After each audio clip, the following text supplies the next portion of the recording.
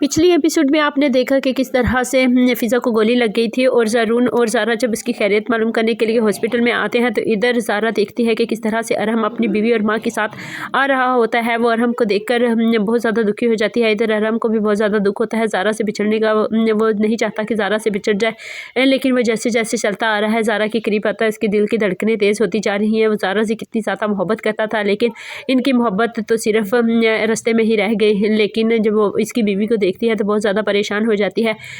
और इधर अरहम का भी यही हाल है। वो भी शादी से बिल्कुल भी खुश नहीं है, लेकिन उसने अपनी माँ की खुशी के लिए ये शादी कर तो ली, लेकिन वो किसी तौर पर भी अब ज़ारा से दूर नहीं रह सकता था। इसने ज़ारा से शादी करने की बहुत ज़्यादा कोशिश की, लेकिन इसका भाई किसी सूरत नहीं माना।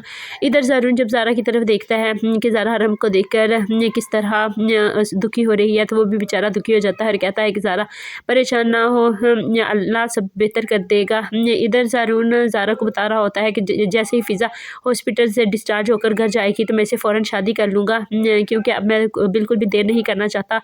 तो ज़ारा कहेगी कि ज़ारून भाई वो रानी भाभी का क्या रिएक्शन हो गया, क्या आप रानी भाभी को मना पाएंगे? तो वो कहता है कि रानी माने या ना माने मुझे इससे कोई भी सरोकार नहीं है। मुझे सिर्फ फ़िज़ा से मतलब है और मैं फ़िज़ा को किसी भी सूरत अकेला नहीं छोड़ूंगा। मैं इसे हर सूरत शादी करूँगा, क्योंकि मेरा शादी करने का पहले भी मकसद था और आज भी मकसद है, क्योंकि मैं फ़िज़ा को इस तरह नहीं छोड़ सकता। उसने मेरी खातर अपनी जान को अजाब में डाला और मैं उसे इस सूरत अकेला नहीं छोड़ सकता। तो ज़ारा भी खामोश हो जाती है और कहती है कि ज़ारून भाई तुम फ़िज़ा को कभी भी अकेला मत छोड़ना, क्योंकि रानी भाभी ऐसा नहीं चाहती कि उसकी शादी आपसे हो।